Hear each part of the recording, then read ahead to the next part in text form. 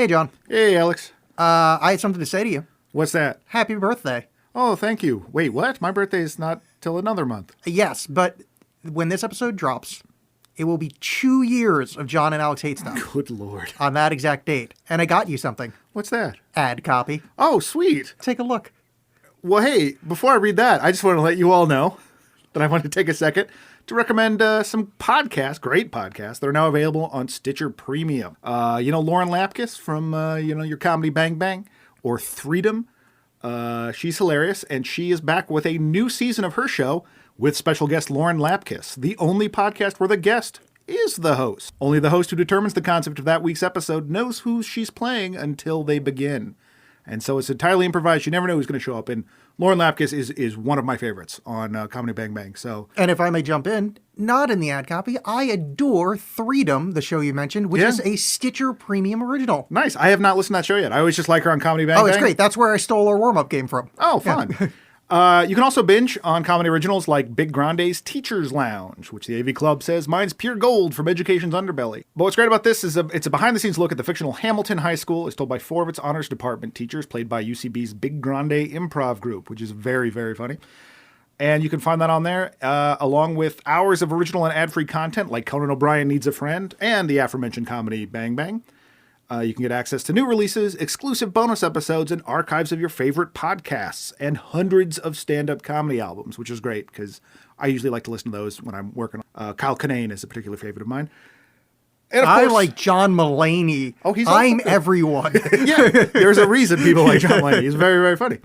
And of course, our show is available every week on Stitcher Premium, and when it comes out every other week. Yeah, well, it is available every week. Let me do that. Yeah, it's available every day. Frankly, whenever you. That's the great thing about Stitcher Premium is that whenever you want it, it's there. Yeah, the Conan O'Brien Needs a Friend is a really funny concept. Have you heard about that show? Mm-hmm. Yeah, so it's him asking people he's interviewed over the years why they're not friends. Like, hey, why we got along in the show? Why haven't we taken this deeper? Which really feels like a very Alex thing to do, and I applaud him for it. But if you are interested in all the great stuff we've told you about Stitcher Premium, you can get a free month trial. Just go to StitcherPremium.com and use promo code STUFF, STUFF, that lets you know that we sent you. So go to Stitcher Premium using the promo code STUFF. So 2 years of doing the show. Finally reading some ad copy. Woo, we made it. We did. We made it. So much so, I believe we should move to LA. That's how far we've made it. Yeah, I think it would be great to do that, and maybe a story could be told about us. Something bright and colorful. Like Eternal Sunshine of the Spotless Mind? The very same. That's why we watched La La Land.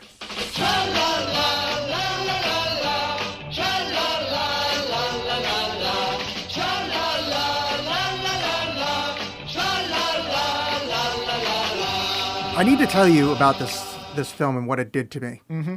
Now, I don't know if you know this about me, but I am a sucker for a musical. Really? Yeah, I like a musical. I don't watch them that often because a lot of them, what's the word I'm thinking of? Blow. Mm-hmm. Blow horribly. Sure. Or they're just like cheeseball. That's my main problem is I think they kind of lend themselves towards just kind of vapid, cheesy, surface level emotion stuff. Saccharine nonsense. Saccharine, exactly. Yeah. And so I tried to avoid them, but the ones that are good, they are good. But this, I was thinking, everybody likes this movie, therefore I'm going to hate it. Because I'm a contrarian ass for the most part.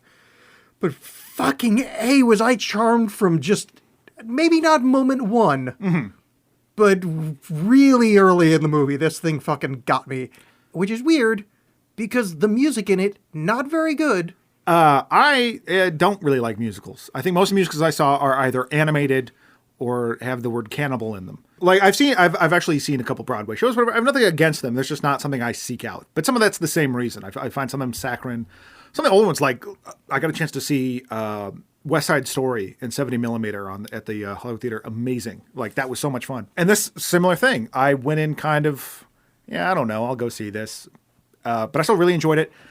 But yeah, one of my biggest complaints about this, now being sort of ignorant of musicals and the variety of musicals there are, walking away from a musical, not remembering any songs from that musical, that doesn't seem great. Yeah, the music's not good, and it was striking how weak their voices were. And they weren't bad, but it was to me very noticeable they weren't singers. Right, but for me that works for the charm of the whole thing.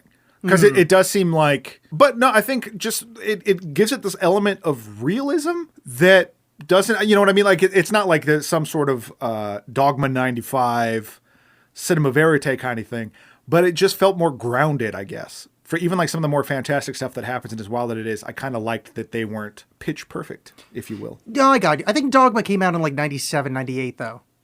No, it's 95. Like No. Clerks Nope. was like... Oh, I am not going down there. Yes, you are. Kevin Smith again. Now, well, I sort of disagree with her. I think the charm works for him not being a very strong singer, but she's like in the movie, she's the predominant entertainer. Right.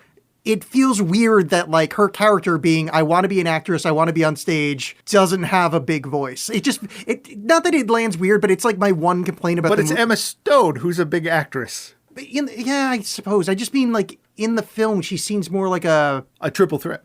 yeah, I mean, I guess that's probably the term. Maybe that's the problem, is just because it is under the guise of a musical, but it's just like when she goes home and there's all these like awards in her room and stuff. It strikes me as someone that took singing lessons and blah, blah, blah. But like in the movie, it just seems like, oh, that person's like, she's got a good voice. Yeah, it's fine. Yeah.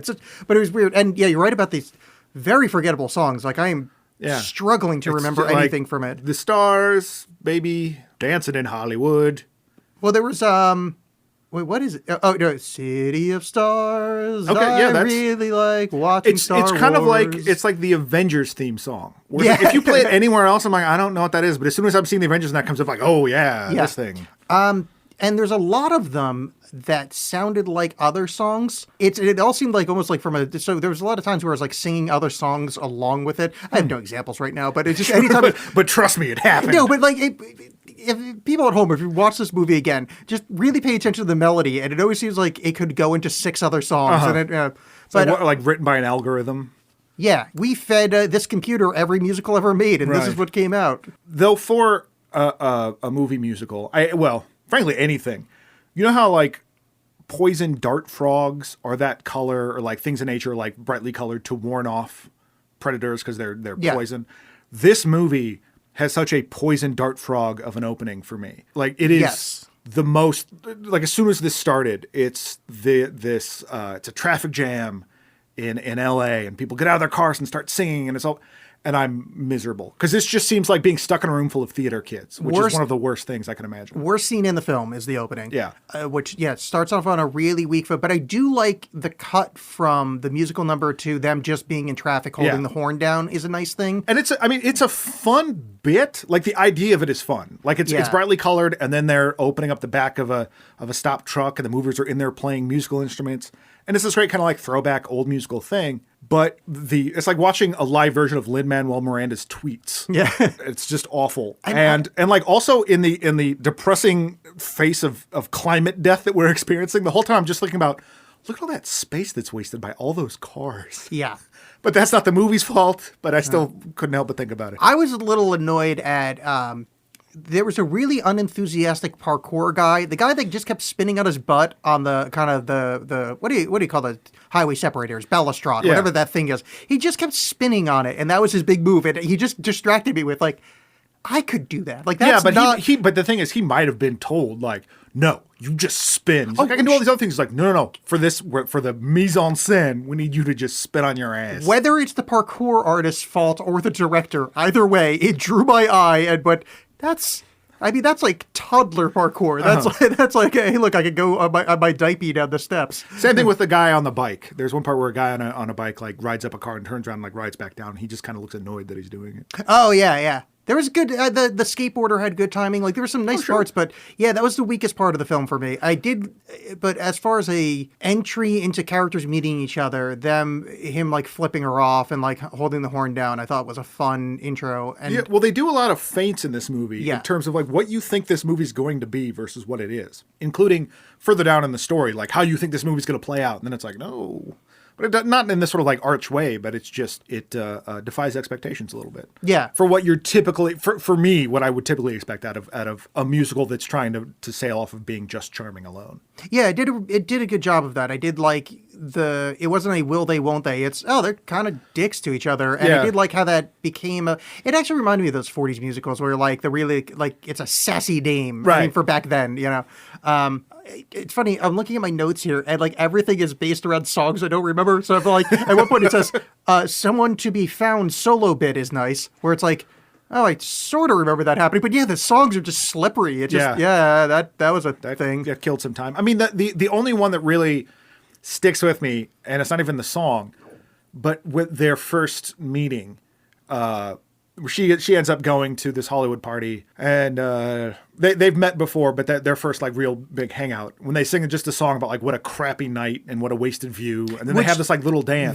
That's the part that won me over. I'm like, I am so in this fucking movie right now. This is mine. I love this. I'm gonna watch it a million times. I just need to skip that first scene. Yeah, I mean, there's a bunch of stuff in that opening that takes a while to get going because you're introduced to them, and I did like that the movie does a really good. I thought the movie walked this fine line of romanticizing Hollywood, but also sort of being a little cynical about Hollywood without going into either side of it, because it was nominated for a bunch of Oscars, but Oscars will nominate any movie that's about the movies. But it also just didn't go to like, what a soulless place and everyone hates you.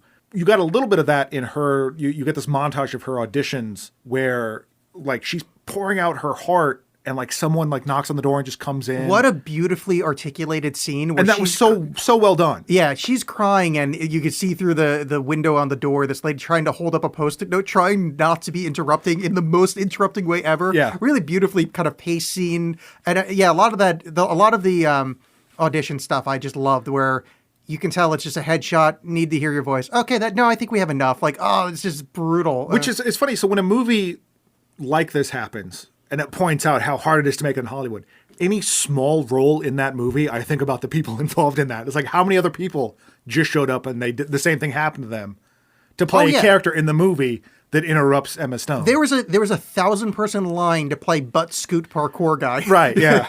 Damn, I did too much ass scooting, not enough butt scooting. Yeah, oh, God, I did it again. But so you get a little of that, and then it switches to Ryan Gosling's perspective, and this movie took a lot of flack for this when it first came out, because he's this big jazz nerd. And people were like, oh, I could do without him mansplaining jazz, or this white guy explaining jazz. The movie knows it. The movie knows he's kind of full of himself and an asshole. Yeah. I never took it as like, oh yeah, no, now I get jazz. I just took it as like, this is this guy's character. Like, he's into jazz. This is him explaining it because he's into it. But I didn't feel like it's up to him to try to save it, or his ideas that he needed to save it were pompous as fuck, and everyone tells him that. Well, I think this is a good thing to introduce into the film that I think a lot of people lost, because reading the reviews of it, or at least reading people review, not like movie reviewer reviews. Mm-hmm. I think the surface level, like the falsity that is in the movie, I think people missed. Like, I think they want her and him to be these beautiful people that are falling in love. It's like, well, no, she's a surface level actress lady that doesn't have much depth to start with. And yeah, he's some asshole white knight. Like, these are LA types. Like, that's what they're playing off of. These are that guy at the party is like, oh yeah, I got my script signed. It's like the Three Bears, but it's Goldilocks and Three Bears, but from the Three Bears perspective. That's what this movie is. That's the whole point of the end sequence, where they go behind the scenes of the movie being behind the scenes, is that this is ersatz. Mm-hmm. And like, that's why they're playing with the expectation. I think people missed that and thought he was like a legitimate hero. Right. That they're, I mean, because I think part of it is perhaps to his detriment in that regard, but that these actors are so good that they give these characters like such depth. Like, yeah, Emma Stone doesn't have a whole, I said Emma Stone's like I'm the valet guys on Key and Peele. Emma Stone doesn't have, her character doesn't have a whole lot of depth, but man, she wrings everything she can out of that character. Yeah, and this movie really made me fall in love with her as an actress, and like, because I've only seen her in a couple things before, but after this and The Favorite, she's fantastic. Yeah, it's almost, I mean, not a detriment to the film, but it's almost a detriment to the message of the film, or like the throughput of the film, that they're so charming. Yeah, because like I was like in love with both of them. I'm like, oh, he's perfect, and I'm like, oh, I'm falling for it. Like, oh, this is bad. I would like, this is like a Tinder thing where 3 months later you're in a relationship with someone and you go, oh, Jesus Christ, what did I not see this before? But isn't that great though? Like, no, it is. To see a movie and just not for like, it's not trying to sell you anything more than it is. You know, it's not like, no, this is part of some sort of La La Land expanded universe or, whatever. It's just like, no, this is Not to sound like a grandpa, something like this is like the way pictures used to be made. But I think in the way pictures used to be made, they had like Humphrey Bogart was a schlub that ran away, but he's got a heart of gold. Like that's like there's an obviousness to it. This is like, oh, Ryan Gosling's just super charming, so you don't realize like he's essentially one of the guys from Swingers. Right. You know, that's Yeah. why that's why he's wearing a vest while cooking eggs. Yeah, you he's know, an asshole. Yeah, he probably And, like, calls owns things money back in fucking And 94. owns a piano stool that no one can sit on. Which I love that bit. Yeah. No, Yeah. it's great. Like I said, like the movie is well aware and lets you know repeatedly that he's kind of an ass about this stuff. And Yeah. like, even though it is your dream, it's still annoying as hell. I mean, even though I said it as well, I probably would step back from ass. I would probably say he's genuinely quirky. Like, not in like people use quirky to mean cute, and Yeah. I have one, like, I mean, like an actual, like, oh yeah, that's like a weird, like, that's a quirk in like a quirk flaw way. Like if your computer's quirky, you're infuriated by it. Like, Well, it's not it's- like, oh, my computer charmingly just opened up iTunes for 5 minutes. If I may crib an idea from my friend Milo, it's like when I think somebody's coming from Portland, because when you get to Portland, like much like when people would arrive at Ellis Island, they're like, no, we're shortening your name. In Portland, there's this big machine, looks like a slot machine, and you pull the handle, and it tells you what quirk you're going to have. Yeah. And so it's just given to you. So to the idea that someone might actually be like that is astounding to me. I'm a manic depressive dream boy. Yeah. I think the slots got very confused. It actually landed midway between Big Beard and into indie music. Yeah, no, I got rides bikes, likes mustard. Like, Yeah. it was right in that weird sweet spot. You know, I had my fingers crossed. I'm like, come on, mustard, come on, mustard, come on, mustard. It's pretty. It's a pretty sweet gig. Oh, artisanal Well, bagels. a little All better. right. Yeah. But yeah, so these characters are surface kind of whatever. But I think again for the sort of artificiality of the movie, it works to have these like somewhat base characters because it's just a journey of archetypes and a different telling of the achieving your dream story. Exactly. You know, Joseph Campbell once. I do love early on in the film. I mean, not really early on. I don't want to go through like the whole thing step by step because I don't think I could. But and again, I'm shocked how little of the music I remember. I like I remember the bits. I remember like the people running, like the Yeah. cameras whipping around the pool. Which, if I may interrupt for a second, how great the camera work is in this movie. Oh, yeah. Like so many of these long takes throughout. So not only just in the musical thing, so it's like the classic, you can see people dancing and stuff like that, but just like when he's in his apartment and his sister is there, and the camera's like just constantly moving around, and it's like, well, I might even be just one solid take, but it really like. Again, for the artificiality of the movie, it makes the space seem lived in and like more realistic in this weird way. Yeah, that was great. The kind of dance sequences as well, how they kept one take. Like Yeah. the first one where they're bitching, where they're saying like "lousy view," isn't it? Which is such like a '40s number. But like that's like it's not one long take, but there's very long takes in that sequence. Which for two people that aren't, and let me just use my behind the scenes terms here, hoofers. I mean. They hit it out of the park, Yeah. Johnny. But yeah, there was a nice kind of long take sequence, and there's also the different color schemes they use. I really like. Yeah. They've got that like kind of blue purple pastel, you know, like the sun setting, and then they've got like the yellow interiors. Like it just, I don't know. It's got this is the dumbest way to word it, but it's got an LA color theme, which a lot of LA movies don't. They either do the everything smoggy, but this is like the eyedropper tool in Photoshop going, oh, LA has this color. Now I can paint this entire scene Right. in an LA-esque cover. Because the traffic jam scene, it's not like there's smog. They don't do it in the stereotypical Yeah. LA, shitty LA, you know, Or like the falling Michael down. Bay LA. Yeah. It's this it's a very technicolored kind of thing. And even like when she's going out to party with her friends at the beginning, and like she's wearing a blue dress, they're wearing a red dress. Yeah. Like it's this very kind of basic color stuff, but it pops and it's beautiful. Yeah, and I did enjoy them saying, oh, I don't want to go to some glass house and just like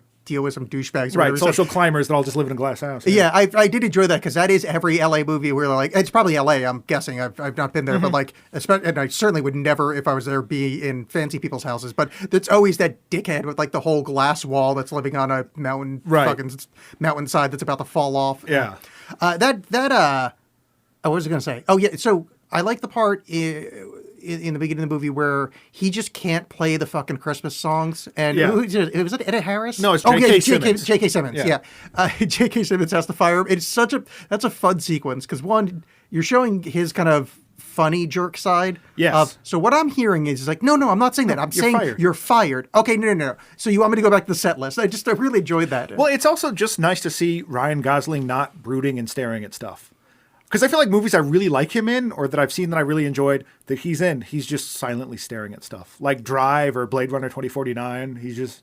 I think brooding. I've only seen him in Blade Runner 2049. I don't know if I've seen another movie with Ryan I Gosling should watch on Drive. it. It's. I heard it was I good. like it. Yeah. But I mean, I may have because I truly believe he is Ryan Reynolds. I mean, They could not be more different. Their face is exactly the same. They both have long faces. They have I'll the give same you- face. I I mean, don't it's not the think same face, but like you could swap them in any fucking movie. Their voices are kind of similar. They Yeah, both I could- both seem Canadian. I don't know. I don't know if Ryan Gosling- Reynolds is Canadian. Ryan Reynolds is Canadian. Ryan Gosling is raised in the sweet U.S. of A. Is he? Yeah. Is He he used to be a from? Mouseketeer back in the Is day. he from that like weird part of America that's sort of like Canada? You mean not the East Coast or the West Coast? Yeah. I have no idea. Yeah.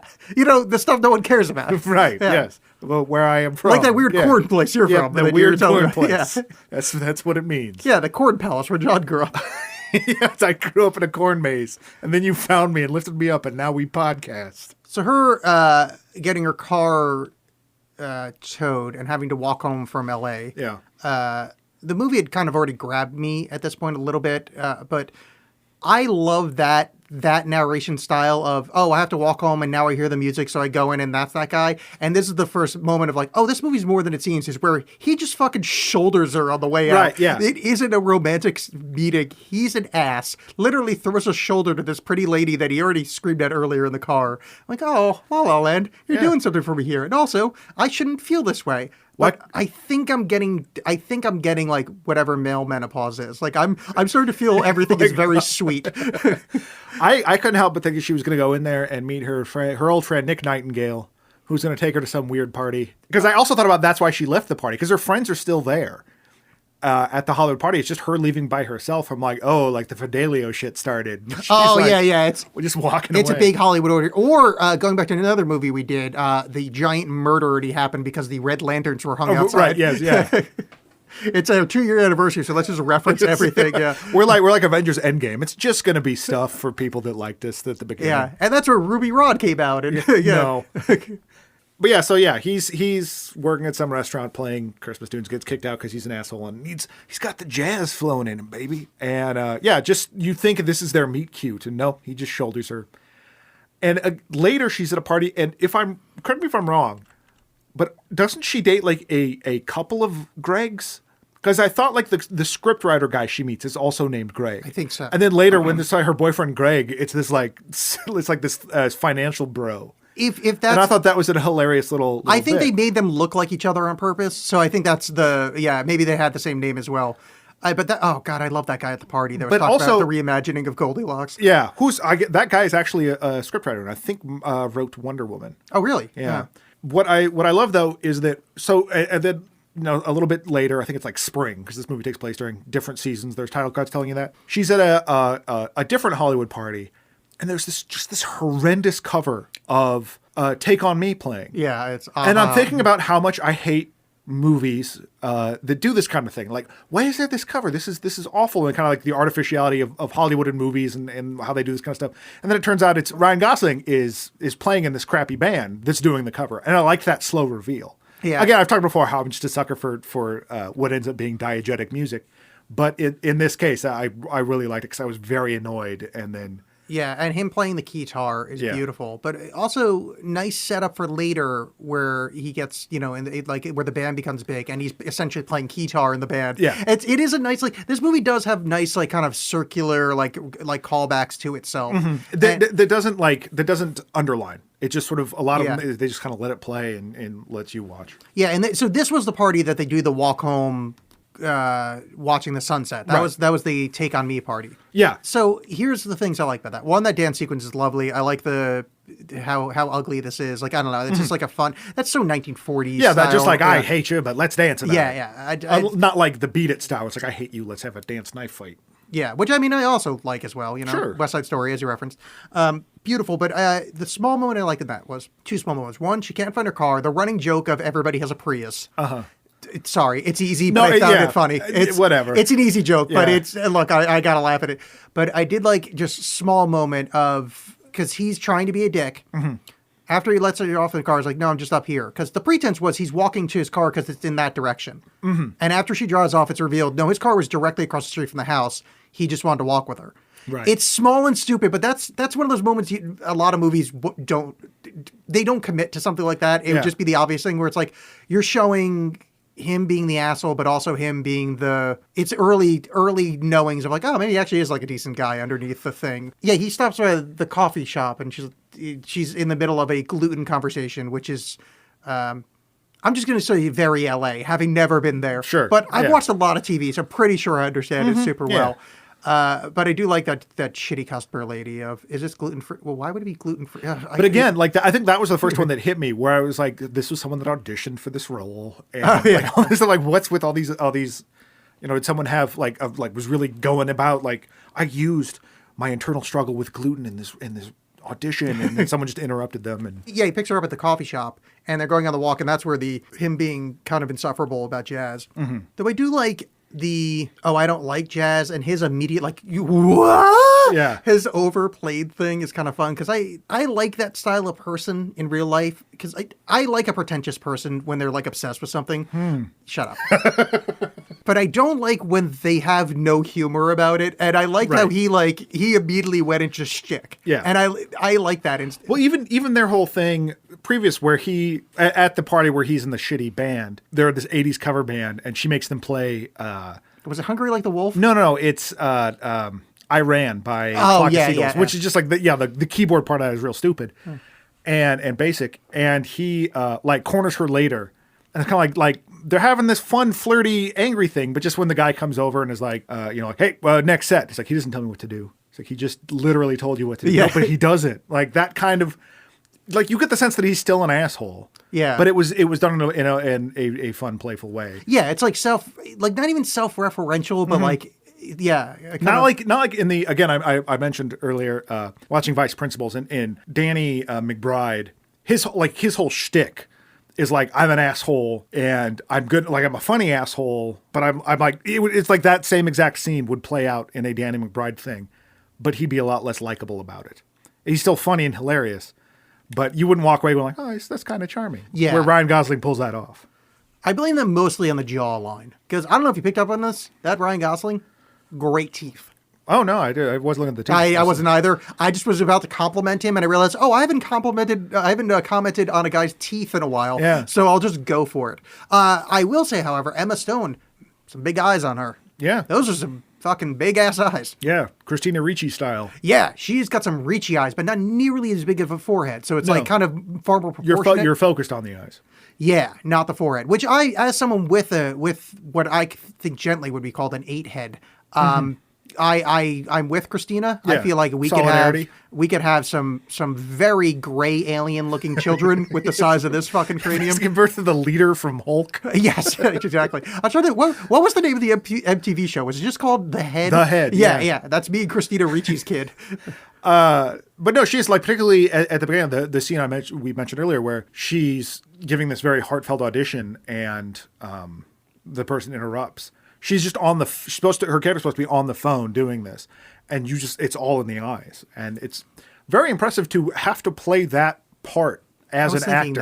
That, yeah, like it's, again, not to keep referencing Marvel movies and like that. So many of these movies now are people acting against green screen and stuff like that, and you don't really think about how weird and off-putting that might be as an actor. Yeah. I know Jennifer Connelly in Ang Lee's Hulk talked about how humiliating it was to like act against a tennis ball on a stick. Yeah, there was somebody from, I think it was like Captain Typho, or one of the guys from episode 1, where he joined in because he wanted to act against Natalie Portman because he'd seen her in Leon the Professional. Mm-hmm. And he's like, I'm acting against a fucking green tennis ball with a green background. Fuck this. And he just bounced and left it. I don't even think maybe he didn't even like show up on screen, but it was one of those like, no, this is embarrassing as an actor. But then Liam Neeson said he had to take a year off from acting because he was so exhausted from having to act just on green screen the entire time. But which is interesting because like that seems like the audition process is you get this very bored agent who's like, you're the 45th person I've seen today.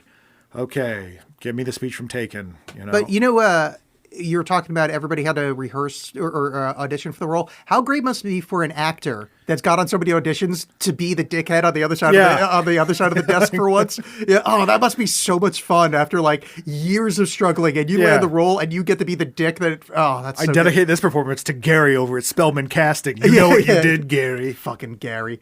Oh yeah, another thing about that the party scene where he's in the aha thing is her sarcastic dancing. Yeah, that was hilarious. Beautiful. Like she again is immensely charming. I think up until this point, I had only seen her in Superbad. And I remember enjoying her in Superbad, but like just kind of being Wait, who was she in Superbad? the girl that kind of Jonah Hill's sort of love interest, like they have partners in. Oh, okay, yeah. I didn't put that together. So she was trying to, but then she like so many other people were in just like a whole bunch of like romantic comedies and something, and I was like, I don't really care. But so not really having an idea of just what a non-screen presence she is, like because that was so funny and just it felt natural to the world of this movie that she would kind of egg him on in that way. Yeah. Because again, it's this like screw you, but kind of flirty. Yeah, And- she has this weird. It's I keep thinking about it. So one bit of trivia I actually read was that Emma Watson, the Harry Potter lady, and I'm not saying this just to bring up Harry Potter, but she was supposed to be in this role, and she declined it to be in Beauty and the Beast. Who Ryan Gosling was supposed to be Beast in that, blah blah blah. The whole thing is, but I was picturing Emma Watson in it, and Emma Watson is elegant. She's very beautiful, but she's not charming. And I think this don't would be see a that. very different movie with her in the role, and that just made me like I've said too many Emmas now. Emma Stone is in this movie. Yeah. Well, it's kind of like the whole thing with her. Spike Jonze is her is that he had someone else record the voice of the computer, but then went like, this is too cold. If we actually have Scarlett Johansson do it, her voice is just sort of more human. I can't imagine Emma Watson in this role. And nothing against Emma Watson as an Dude, she's actress, good, but this isn't like this doesn't feel like that would be. Yeah. So I keep it, but I'm not familiar with Emma Stone that much. But now I kind of want to go back. Like, is she in other good movies? Because I want to watch her be an actress. Well, like I said, The Favorite is fantastic, and there have been a few Saturday Night Live sketches that she's very Really? She's been on the show a few times, yeah, and has held her own. She's no Steven Seagal in that regard, Yeah. and in that regard only. Oh, okay. So they're on. They take their walk. They go to Jazztown. They go to Jazztown. They're jazzing it up. And here's a part I liked, and which I noted while I'm watching, and I'm really glad they paid it back. And it's because I'm just a romantic ass at heart. Keep in mind, literally hold a degree in poetry. Went to school for it. I'm wrong in the head. But them walking away, one turning around, going like, huh, and be like kind of, I think might be something. Yeah. And as her head turns back, he turns around or whatever it is, and they just miss noticing they look at each other. One, I fucking love timing like that on screen, especially in like a wide shot. But just the timing, that's so beautiful, and they pay that back like twice over the course of the movie. Yeah. And that gets me. That gets me by stone dead heart. You know what I hate about this show is the first thing I thought of when that moment was happening was The Conjuring. Oh, really? There's a moment in The Conjuring where Vera Farmiga Table is turning her head as this ghost is turning its head, and I liked the timing of that. That was the first thing I thought of. Yeah, I really enjoy the them not seeing each other. Again, like the choreography and stuff. And this is again for a layman. Like I'm sure there are actual musical theater people that are like, oh, you can just tell how awful they are. It was enough for me. It was fun. Them not being professional dancers didn't bother me because I don't have the knowledge base to know that looked impressive to me. As I've already said, the singing, obviously they're not professional singers, but like the dancing I thought was fine. I mean, it's better than I can do. Well, and I guess because there are some people that listen to the show that don't know who we are, and I really can't stress enough how weird it is that we like this movie because we record this whole podcast wearing full corpse paint, spikes, huge Mayhem poster on the wall. We're big Scandinavian death metal guys. There's nothing I like better than burning a church down and then eating a part of the brain of my band member. Yep. A la Mayhem. Yeah. Which I thought La La Land really helped capture that feeling. Yeah, I did like that part. My favorite number in this was City of Stars. So the end of their kind of walk jazz thing, he goes. She makes a reference to, and another thing I love about them being surface level, she makes a reference to A Rebel Without a Cause, and he's like, "You've never seen the movie, have you?" Which I think is a beautiful surface actressy thing to say. Like, oh, so great. Surfacey any jerk, basically. Oh, you know, totally. Yeah. But I mean, it works for her being an actress. And Yeah. and also, like, later in the movie, it calls her out for being an actress during a fight where it's like, but that's accurate. I mean, you shouldn't have said that. Right, You're an yeah. asshole, but like, it's like, that's what we're watching. It's beautiful. Yeah. But yeah, she fucks up and realizes she has a date with Greg. One of the Gregs, yeah. Her incredibly boring. And I love the dull conversation that's happening where Yeah, they're focusing so like on home her. theaters and yeah. Yeah, and they're just complaining about like, oh, well, I was in Venezuela. And I was like, man, no, where I really need to go is it's rainforest in somewhere because it's less, you know, it's more primitive, more untouched. And she's just like wide-eyed, like, fuck this. And her thing, not even, she's just, I'm so sorry. And just fucking, she just dumps the guy to go Yeah. see Rebel Without a Cause. And then a beautiful, you know, old school Hollywood moment of her standing in the projector spotlight, Yeah. looking for him in the, Well, again, like I really like that. I think the best way that this movie sort of pays homage to a classic Hollywood is in moments like that. Like you see her walking by, like a mural of like, here's Charlie Chaplin and you know, all these other stars or whatever, like sitting in chairs watching a movie that I'm sure just litter L.A. I don't know. Yeah, fuck if I know. But like even the Rebel Without a Cause thing is just like they work it into the plot, but I just think that it gives off a vibe of those old movies rather than consciously going like, you remember Fred Astaire, everybody? Yeah. You know? And I thought that handled it really, really well. Again, like, so this movie, because I'd seen it before in the theater and I also didn't remember it that much. And so watching it again for the show, like this would have been the movie. You know what I mean? Like this, it should have ended here. For a lot of movies, you know, like, oh no, she turns out she really loves him, and then they get together. Oh, totally, yeah, 100%. Yeah, they fit in the normal movie early on, and that's why I love I both love and think they missed a little bit in the third act, or not even just the third act, the way they ended the film, the last 10 minutes or so. But I love the way it ended in that. I mean, just skipping ahead, that they don't end up together. What a fucking skew of expectation. Like, I like that that didn't happen. Yeah, but the way they did it, I just thought was a little awkward. Yeah, well, I think that's what's so magical about this first opening bit. Is it's very Hollywoody in that in the style of it, and like you have really culminates with the moment of them they're about to kiss in the movie, and the projector breaks. Yeah, and Hulk Hogan gets up and starts screaming at starts yelling at the brain gremlin. Much like this movie itself, the screen breaks and they're forced back into sort of a reality of what's going on. But they go then to the Griffith Observatory. Yeah. And that's where there's this weird dancing number where they end up like floating in the air. Yeah. But it's all just like, yeah, why wouldn't this happen? You know what I mean? Like it's this magical realism that just nestles so nicely in this movie. And that's a lovely sequence of them dancing. And then, so yeah, like this seems like that's where the movie would end, but then there's actually a relationship going on here. And it ends up the movie ends up turning into more about chasing your dreams. And sometimes you find the right person to like push you towards that. Yeah. That doesn't necessarily mean that they're the love of your life, but like that can happen. And Well, this is I think the awkward part of the movie for me is anything with is that John Legend? Mm-hmm. Okay. I didn't know. I knew that must have been just a musician because he's not very good at acting. So it's like, oh, that musician guy. I thought this was clunky, and it's fine to throw a wedge between them. She's focused on her play. He's kind of got with his band because he wants to be successful in front of her, and then that's pretty standard tropes. But it slows the movie down. I think they needed as their relationship phrase. I think they should have either had a lean on a lamppost, Tom Waits dour song, like Sure. a it sort of stops being a musical, a certain. Yeah, there needed to either be a low musical number there or cut that sequence down a lot because it's like we get it.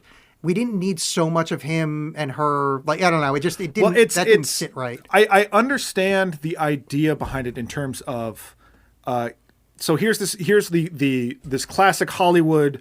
Almost artificial, again, the magical realism of a musical. And then when the relationship actually gets real, we're gonna go away from that and get into sort of like an actual movie. And that like the musical element of it is more of like the high points. And it comes across again at the end. Yeah. But at the same time, I don't think there's anything wrong necessarily with the execution, but you are kind of left wanting a little bit because you're like, well, I thought it was this movie. And even though you've subverted my expectations, not in a bad way, I still would like that theme of it to go through because I was enjoying the songs and the dancing. Yeah, But- I wanted there to be the high and then the really low point to have a low number. I just Sure. think it would have made the movie more cohesive because there's that movie bit kind of second into the third act where they're on tour or whatever. It doesn't. I don't know. It just doesn't pop as much as the rest of the film, and not in not in the way they intended it. It feels like I just don't. I don't think the tone of it works particularly well, and I think he doesn't sell what's going on in his mind well enough. Like it's either, oh, I'm really falling for this life and I like playing synth keyboard, or I'm miserable doing it. Like there's no, like, you're just kind of like seeing him sort of enjoying himself, which he's done the entire rest of the movie.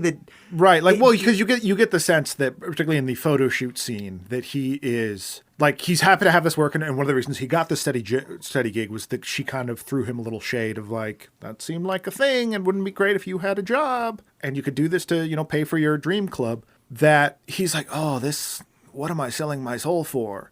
But then when he is on tour and like playing for the crowds, he seems to really dig it. Yeah. And I understand, like, yeah, it doesn't need to be all one way or the other. But at the same time, I kind of agree that Ryan Gosling is sometimes an enigma in terms of what's going on behind the scenes. Yeah, that didn't hit very well. And like, it seems like they have a shorthand between each other really early on. So they understand each other, at least on a certain level, where them not being able to talk this out felt like, well, this is the part of the movie where they have to break up. Because that's an easy conversation to have. Go, well, no, the reason I wanted you to get a job is because I wanted you to have your jazz club. I'm sorry if that wasn't clear, but that's what I was going with. I was actually wanting you to get your dream. And he could go, oh, well, my mistake. I mean, yes, of course I want to be on tour, but yeah, maybe I can focus on that. Or if I'm going to be on tour, why don't you come with me in a way that I can actually validate you as an artist as well? And go, well, when you're done with your play, Yeah. For some reason, like, oh, we're really good at communicating, so much to the point that we can artistically dance with each other perfectly from first meeting. But from that amount of articulation between two people to, I can't say the simplest fucking thing that would at least turn down the temperature of this argument very readily, felt just forced writing. Like this has to happen right now instead of it naturally happening. Again, it sort of feels like that juxtaposition of the feeling, the musical feeling of falling in love versus the gritty reality of maintaining a relationship. Yeah. We're kind of at like them like breaking up. Yeah. So or getting in their big fight. His musical career with John Legend, which I guess is interesting because Ryan Gosling can play the guitar. John Legend, known for playing the keyboards, they switched it up for the movie. Yeah. And I didn't know that Ryan Gosling learned, like, the guy played the piano, learned how to, much like you see him doing at the beginning of the movie. Someone like made the piano track, and then Ryan Gosling like spent multiple hours a day learning to play the piano, just those things. Yeah, I was looking for that, and it looked like him playing the piano. I have no idea, but again, impressive. Well, no, it said in the trivia that he learned, whatever the finger version of phonetically is. Like, he doesn't play piano, but he learned how to play those sequences with his fingers. And again, we're talking about the cinematography of this movie, like being able to see these actors do this stuff and not just have to be like, cut, here's the close-up of the fingers on the guitar and whatever. Putting it all in this world, watching them do that, I thought was much more sort of engaging.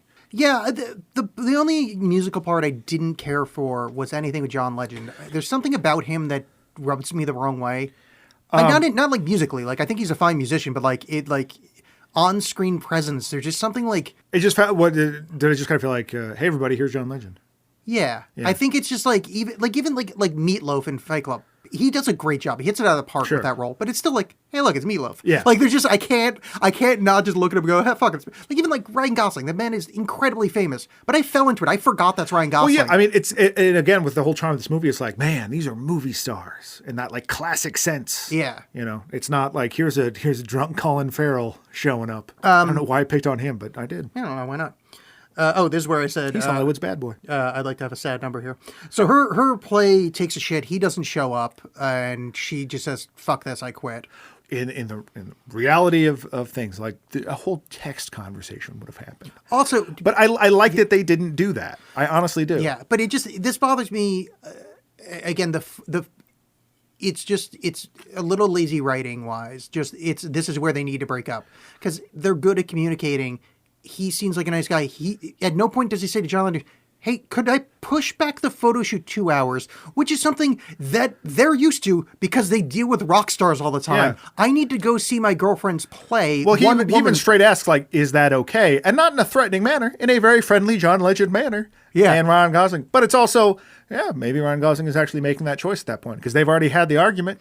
That's true, but I feel And like the whole communication thing is that, well, maybe, a lot of times when relationships go south, communication breaks down. But I either would have liked more of the communication breaking down being obvious or more of his change of opinion. I just felt like it was just a story. It's not to bring up Game of Thrones, but it felt like the last season of Game of Thrones were like, we just have to hit these plot points where this was just the plot part of the movie instead of it being a natural way that the characters and the story flow. This is just, this is the plot point because we need to hit the ebb or the flow right here. There's a lot more of it just sort of telling you than showing you. Yeah. So this is where I wish there was a sad number. So she basically just goes home, and this is where I re-like the movie. Is he drives to Nevada. Yeah, he answers a phone call to their address. That it's a casting agent that actually saw her one-woman performance and likes the show and has an audition for her, and she has given up and fucked off to home. Yeah, and she doesn't answer her phone, so he drives to find her. And there's many things I love because this is where I re-like the movie. Is one, we know that they don't get back together, which I love. But he just honks the horn because they've established his horn is very loud. That doesn't mean he's got a big dick. I mean, his horn is just very loud. He's honking the horn. She comes outside. He's like, you have to blah, blah, blah. You have to go back to Vegas. It was like, why the fuck wouldn't you? And it's go back to LA. I mean, why wouldn't you? There's this lovely back and forth. And he goes, by the way, how did you find my house? He's like, well, it's the one across from the library.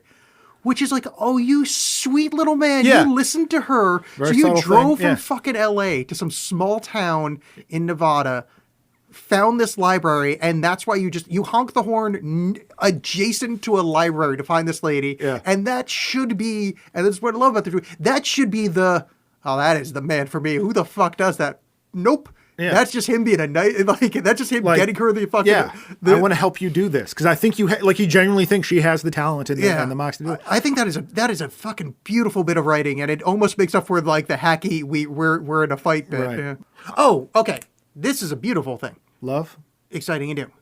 This is the one part. Yeah. So this is the song that I did like though I forgot. So they drive back to LA. She does the audition and it goes really well.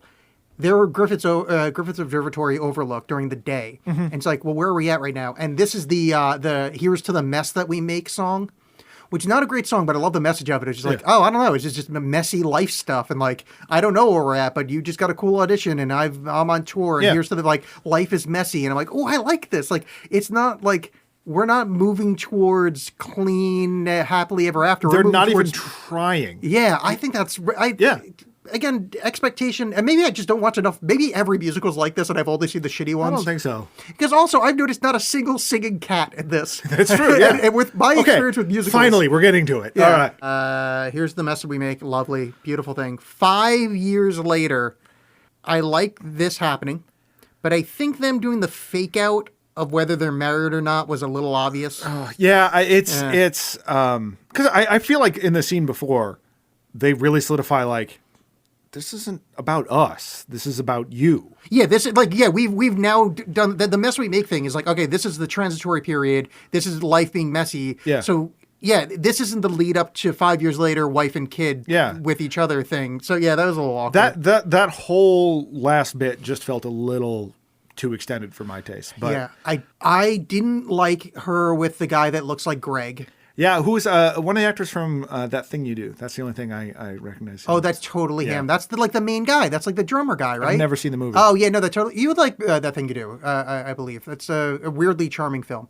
But it went a little long, but I liked the kind of what the fuck was that? Sliding doors? Yeah. Like where the alternate things happened. Yeah. Almost fucking, let's say Rashomon so we sound more fancy.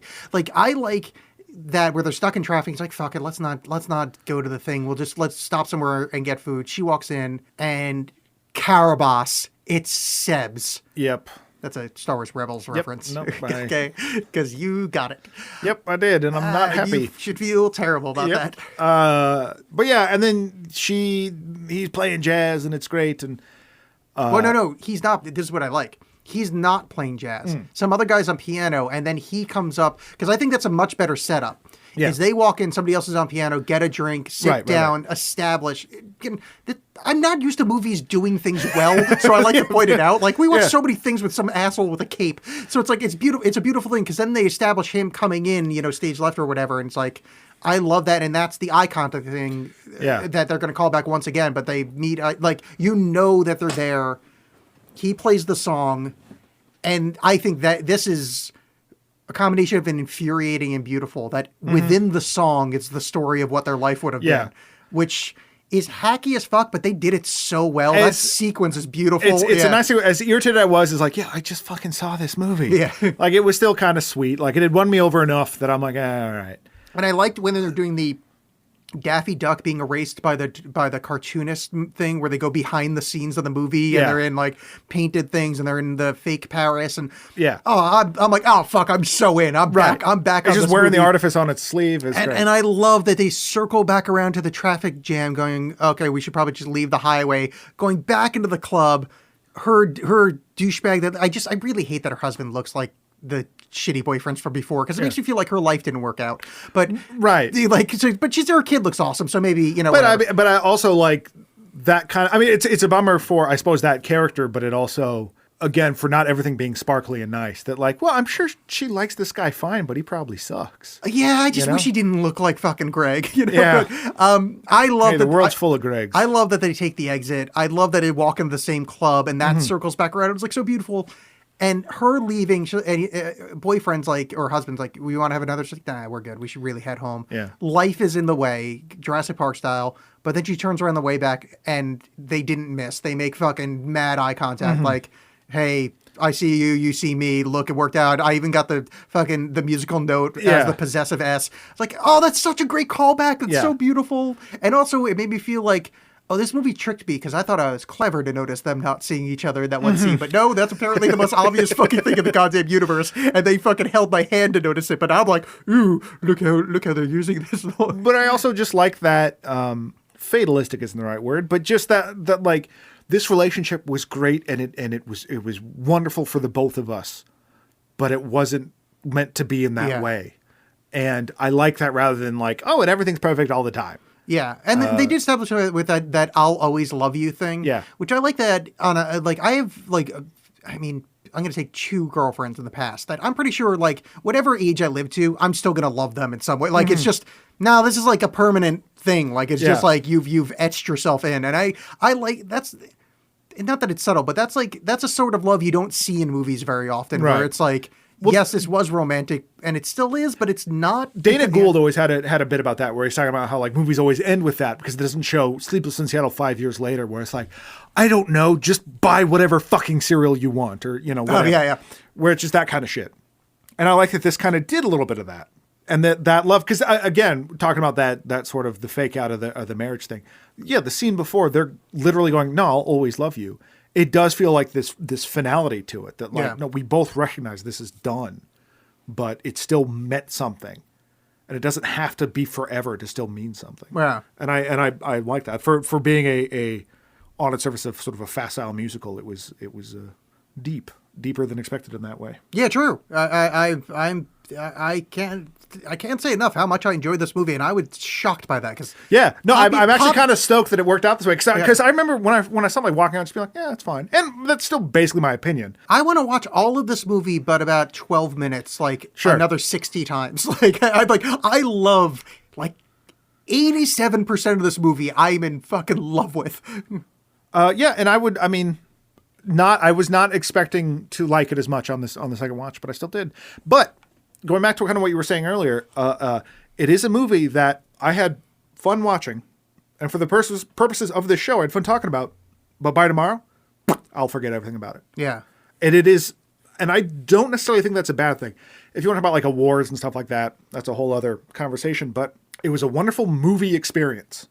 Yeah. And I'm just going to walk away from it, and it's fine. Yeah, we're good. Yeah. And I don't think it's anything deeper than that necessarily. It does make me interested to watch the director, his other movie, Whiplash, again with J.K. Simmons, because that's another movie about a relationship to art, but it's a lot more sort of competitive and adversarial, whereas this is like, let's all help each other achieve our dreams. Yeah, like when they're at the F1 races and he tries to kill Tony Stark when he's driving. Yes. Yeah. No, I saw that movie.